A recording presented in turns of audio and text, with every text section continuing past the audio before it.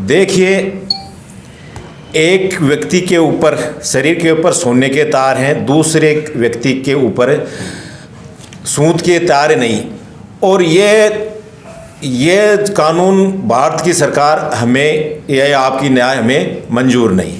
जो 3 कृषि संबंधी काले कानून जो कोरोना काल में लेकर आई है मोदी सरकार, उनके खिलाफ 2 महीने से हमारे किसान साथी शाहजहाँपुर बॉर्डर है, टिकरी बॉर्डर है, गाजियापुर बॉर्डर है और दिल्ली के आसपास के लाखों की संख्या में किसान बैठे हुए हैं। और सरकार इन काले कानूनों और एमएसपी की गारंटी के कानून को मान नहीं रही है और किसानों को गोल गोल घुमा रही है, बार बार तरह तरह के प्रलोभन दे रही है कि आप 1 महीने, 1.5 साल इनको वापस कर लेंगे। और सुप्रीम कोर्ट में भी सरकारी जाती है, किसान जाते नहीं हैं। और जिस तरीके से इन्होंने जो बनाई है, कमेटी बनाई है, जो सुप्रीम कोर्ट ने जो 3-4 सदस्य कमेटी बनाई है, वो कमेटी ही इन किसान जो बिल हैं इनकी देन है। आपको बता दें कि कि मेरा कातिल ही मेरा मुंसिफ है, तो क्या उससे मैं न्याय की उम्मीद करूं? तो जिन्होंने अशोक गुलाटी, जिन्होंने इन कानूनों को बना के सरकार को दिया है, ये भूपेंद्र मान है, जो इन कानूनों की 40 साल से 30 साल से सरजोशी का संगठन के साथ खुले बाजार की मांग कर रहे थे, एपीएमसी की मंडियां को ख़त्म करने को और समर्थन मूल्य को ख़त्म करने की ये लगातार मांग कर रहे थे। तो इसलिए हमें ये चीज़ें जो किसानों को चाहिए नहीं वो देने के लिए सरकार क्यों आमदा है, इसलिए ये प्रेस कॉन्फ्रेंस आज हमारे संयुक्त मोर्चे झुंझुनू की तरफ से रखी गई है। और इसमें मोदी सरकार द्वारा लाए गए जो कानून हैं उसको रद्द करने के लिए, एमएसपी की गारंटी को कानून से कम हमें मंजूर नहीं है ये। और हमारे सभी संगठनों की मांग है, सभी किसानों के लिए फसलों के जो लाभदायक मूल्य है वो एमएसपी वो दे हमें। 2 महीने से हमारे किसान साथी दिल्ली बॉर्डर पर बैठे हैं, सरकार बात मान नहीं है, सरकार 11 दौर की बातचीत कर रही है और सरकार किसानों को गोल गोल घुमा रही है। तो इसलिए सरकार हमारी मांगे माने। और हमारे हर दिन 2 किसान शहीद हो रहे हैं पर डे, और ऊपर से बरसात हो रही है, नीचे से ज़मीन गीली है, बीच में किसान बैठा है। अब इस स्थिति में देश का जो राजा वो प्रजा की तरफ देख नहीं रहा। तो अब हार करके हम लोगों को क्या कहा उन्होंने, सरकार ने पहले हमें आतंकवादी कहा किसानों को, फिर हमें खालिस्तानी कहा, फिर हमें पाकिस्तानी कहा।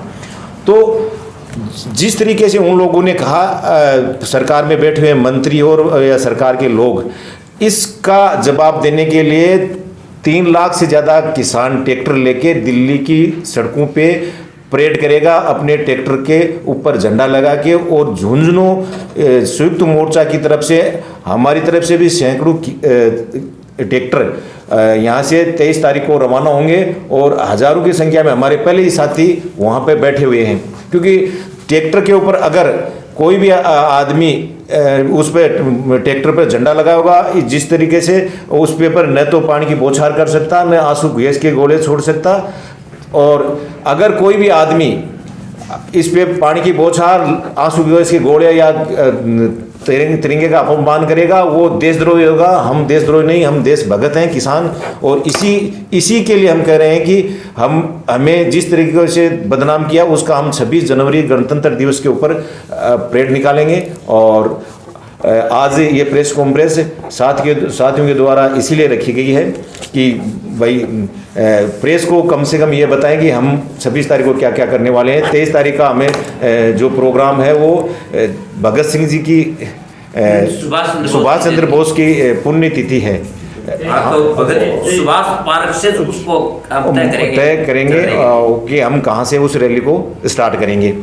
और 23 जनवरी को हम करने के बाद में सैकड़ों ट्रैक्टर रवाना कर देंगे वहाँ से, झुंझुनू से। और उसके बाद में 23-24 तक हम लोग भी चले जाएंगे। ये हमारी आज प्रेस कॉन्फ्रेंस का मुद्दा है और मकसद है। धन्यवाद। करके आई है और देश भर का जो किसान है वो महीनों से आंदोलन कर रहा है। उसके समर्थन में हम भी झुंझुनू ज़िले में संयुक्त किसान मोर्चा शाखा झुंझुनू के बैनर के नीचे आज करीब 40 दिन से अनिश्चितकालीन धरने के ऊपर जिला कलेक्ट्रेट के सामने बैठे हैं।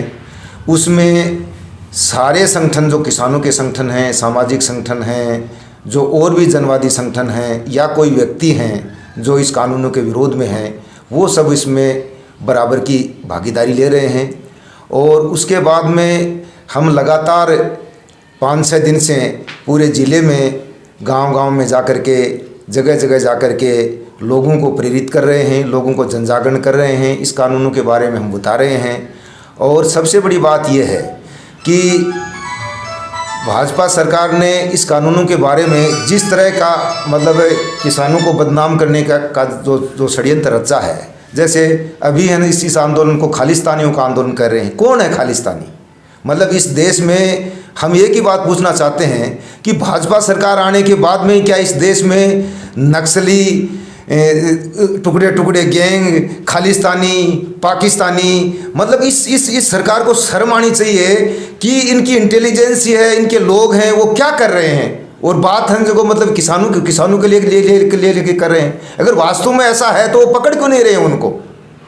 और इससे ऐसा लगता है कि भाई इन्हीं की ये साजिश है और इस आंदोलन को बदनाम करने के लिए, और कि जो सही बात है वो जनता के सामने, किसानों के सामने आए नहीं, और इसी के तहत ये मतलब सारा काम कर रहे हैं। तो इसी के लिए देश भर का जो किसान है वो 26 तारीख को परेड इसी बात के लिए कर रहा है कि हम ट्रैक्टर लेकर के देश भर का जो किसान है वो उनको ये बताएगा कि भाई हम किसान हैं और इस देश में आपसे ज़्यादा देशभक्ति हम में है। और अगर इनकी कोई इजाज़त नहीं देगा तो भी देश का जो स्वतंत्रता दिवस है, गणतंत्र दिवस है, उसको मनाने का हर व्यक्ति को अधिकार है, हर गण को अधिकार है। इसलिए ये जो ट्रैक्टर रैली है किसानों की ये निकल रही है और हम पूरे ज़िले में लोगों को प्रेरित कर रहे हैं और ज़्यादा से ज़्यादा गाँव से भेज रहे हैं। और झुंझुनू जिला हेडक्वार्टर पर और नवलगढ़ से और उदयपुर वाटी से हमारे साथी हैं। और इस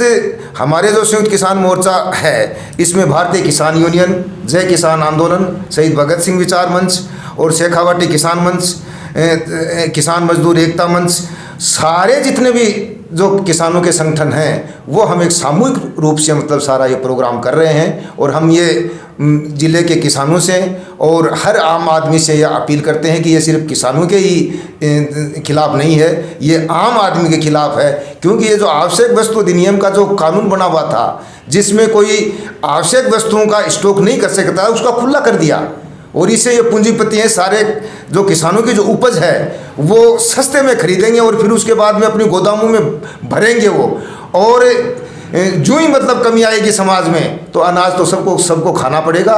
इसलिए 20 रुपये किलो का गेहूं अगर ये खरीदेंगे तो वो 200 रुपये में हम अनाज बेचेंगे और गेहूं मतलब आटा बेचेंगे। और ये इसलिए जो बार बार ये बात आती है कि किसान आंदोलन नहीं कर रहे हैं, किसान आंदोलन कर रहे हैं। और किसानों के साथ साथ देश भर का जो भी मेहनत कश है, चाहे वो मजदूर हो, चाहे वो आम आदमी हो, चाहे बुद्धि हो, इस देश का नागरिक हो, उसको सबको राइट है मतलब इस जो काले कानून है उसका विरोध करने का, क्योंकि ये सबको प्रभावित करेगा। इसलिए आज हम ये प्रेस कॉन्फ्रेंस के ज़रिए ये बता देना चाहते हैं कि भाजपा सरकार है उसको जल्दी से जल्दी इन तीनों काले कानूनों को रद्द करना चाहिए। और इस ठंड में जो देश भर का जो किसान सड़कों पर बैठा है वो अपने घर तभी जाएगा जब ये बिल्कुल निरस्त हो जाएंगे। इसमें कोई संशोधन करने वाली बात है ही नहीं।